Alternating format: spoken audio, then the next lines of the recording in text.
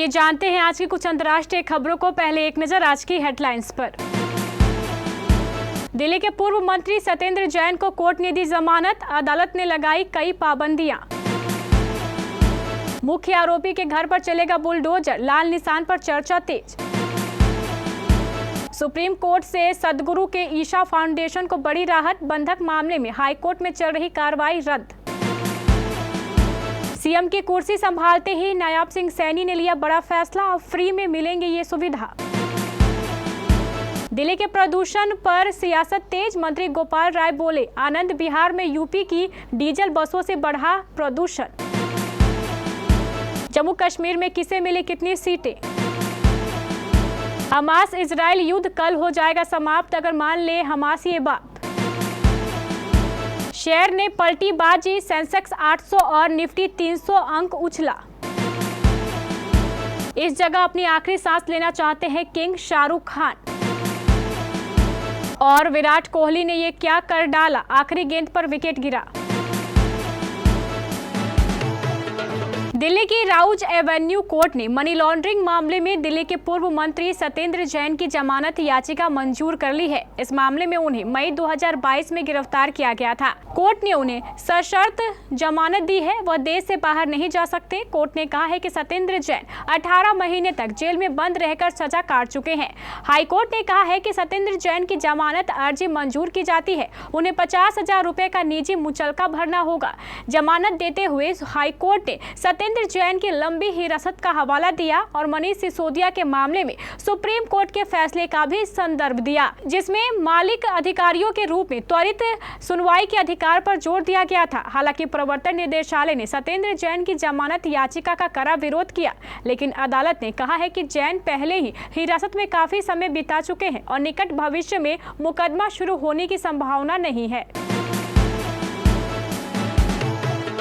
बहराइच के महाराजगंज कस्बे में जहां पूरी घटना हुई, वहां के घरों और दुकानों के पास लाल मार्किंग पाई गई है। इन्हीं मकानों की जद में मुख्य आरोपी अब्दुल का घर भी आता है। ऐसे में इस बात की चर्चा होने लगी है कि आरोपियों के घर पर बुलडोजर चल सकता है। हालांकि यह मार्किंग 2023 में की गई थी। जिन लोगों के घरों पर मार्किंग की गई थी उन्हीं में उमा शंकर गुप्ता भी शामिल है। उमा शंकर गुप्ता ने बताया है कि उनके घर पर भी लाल निशान लगाया गया है। उन्होंने बताया है कि 1 साल पहले PWD वाले यहां आए थे, उन्होंने लाल निशान लगाए थे और कहा था कि सड़क चौड़ीकरण होना है।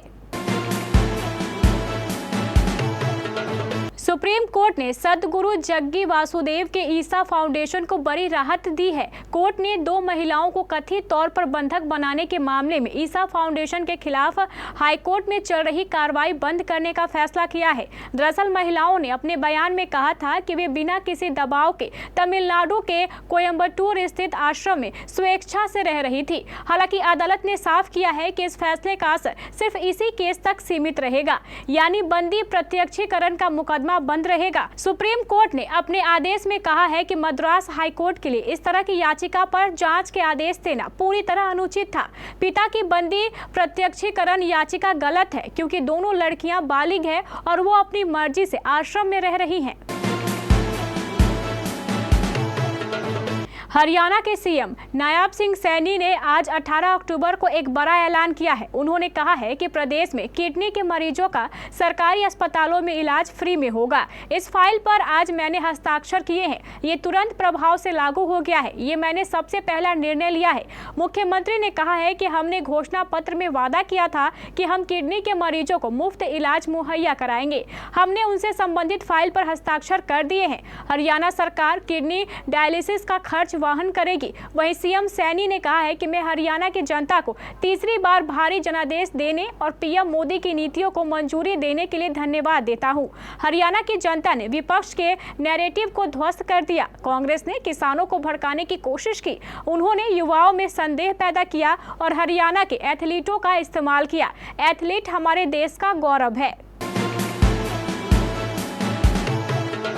देश की राजधानी दिल्ली में पॉल्यूशन का स्तर लगातार बढ़ता जा रहा है। जहरीली होती हवा के बीच आज हाई लेवल मीटिंग बुलाई गई। इसके बाद दिल्ली सरकार के मंत्री गोपाल राय ने कहा कि मुंडेका, द्वारका सेक्टर 8, पंजाबी बाग, आरके पुरम, आनंद विहार समेत दिल्ली की 13 जगहों पर एयर क्वालिटी इंडेक्स बहुत खराब श्रेणी में है।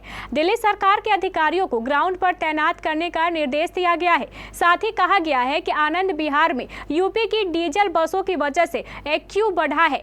बीजेपी को अपना ड्रामा बंद करना चाहिए। इसके बाद दिल्ली के प्रदूषण पर सियासत तेज हो गई। दिल्ली के पॉल्यूशन पर कांग्रेस नेता पवन खेड़ा ने आम आदमी पार्टी पर निशाना साधा।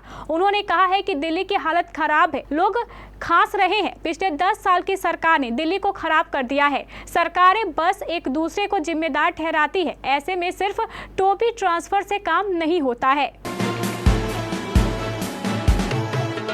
जम्मू कश्मीर की उमर अब्दुल्ला की सरकार के मंत्रियों के विभागों का बंटवारा कर दिया गया है। जम्मू कश्मीर के सीएम उमर अब्दुल्ला ने शुक्रवार यानी आज 18 अक्टूबर को कैबिनेट बैठक से पहले अपने मंत्रियों से विभागों का बंटवारा कर दिया। उसके बाद वहां के उपराज्यपाल मनोज सिन्हा ने एक आदेश भी जारी किया है। जम्मू कश्मीर विधानसभा चुनाव में नेशनल कॉन्फ्रेंस ने 42 सीटों पर जीत दर्ज की थी, जबकि कांग्रेस के खाते में केवल 6 सीटें आई थी। बीजेपी 90 से 29 सीटों पर जीत हासिल करने में कामयाब हुई। इसके अलावा पीडीपी को 3, जेपीसी को 1, सीपीआईएस को 1, आप को 1, जबकि 7 निर्दलीय प्रत्याशियों को जीत मिली है। इजरायली सेना द्वारा हमास के नेता याह्या सिनवार को मारे जाने के बाद प्रधानमंत्री बेंजामिन नेतन्याहू ने बड़ा ऐलान किया है। कल 17 अक्टूबर को उन्होंने अपने संबोधन में कहा है कि वो हमास के साथ जारी युद्ध को कल ही खत्म कर देंगे, लेकिन इसके लिए हमास को उन बंधकों को रिहा करना होगा जो उनके कैद में है। हालांकि ये देखना वाकई में दिलचस्प होगा कि क्या हमास इजरायल की शर्तों को मानता है या नहीं, क्योंकि इजरायली सेना ने उसके कई बड़े नेताओं को युद्ध में मार गिराया है। जानकारी के अनुसार हमास के कब्जे में अभी भी कम से कम 102 लोग हैं। उसको छुड़ाने के लिए इजराइल हर तरह से कोशिश कर रहा है।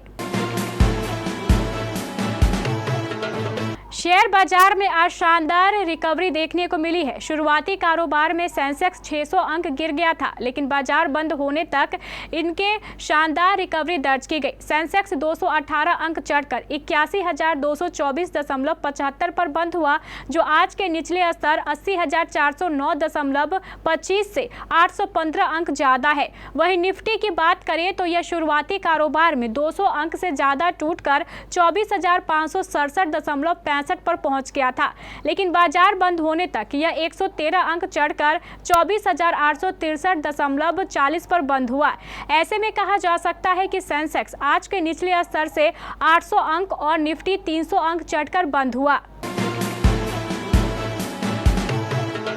शाहरुख खान कई सालों से बॉलीवुड पर राज कर रहे हैं। इतने सालों में उन्होंने इतनी शानदार फिल्में की हैं कि देश नहीं बल्कि विदेशों में भी लोग उनके दीवाने हैं। शाहरुख खान कई दशकों से काम कर रहे हैं और वो अपनी जिंदगी के आखिरी दिन तक काम करना चाहते हैं। इस बारे में खुद शाहरुख खान ने एक इंटरव्यू में खुलासा किया है। शाहरुख सीरियस रोल करना कम पसंद करते हैं, बल्कि ऐसे रोल करते हैं जिसमें जिंदगी को सेलिब्रेट किया जाता है। हाल ही में शाहरुख ने एक इंटरव्यू में अपने फ्यूचर प्लान्स के बारे में बताया। शाहरुख खान ने हाल ही में एक निजी चैनल से बातचीत में उन्होंने बताया कि वो अपनी लाइफ के आखिरी दिन तक काम करना चाहते हैं। इतना ही नहीं, वो चाहते हैं कि वो फिल्म के सेट पर आखिरी सांस ले। रोहित शर्मा के बाद विराट कोहली और सरफराज खान की तूफानी 50 से बेंगलुरु के एम चिन्नास्वामी क्रिकेट स्टेडियम में टीम इंडिया ने धमाकेदार वापसी कर ली है। न्यूजीलैंड के खिलाफ पहले टेस्ट के तीसरे दिन की समाप्ति तक भारतीय टीम ने 3 विकेट के नुकसान पर 231 रन बना लिए हैं। टीम इंडिया के लिए सरफराज 30 रन पर नाबाद बैटिंग कर रहे हैं। इस तरह अब न्यूजीलैंड के पास सिर्फ 125 रनों की लीड रह गई है। टीम इंडिया के लिए दूसरी पारी में आउट होने वाले बल्लेबाज रोहित शर्मा, यशस्वी जायसवाल और विराट कोहली रहे हैं। न्यूजीलैंड के लिए 2 एजाज पटेल के नाम रहा, जबकि दिन आखिरी विकेट विराट कोहली के रूप में ग्लेन फिलिप्स ने लिया।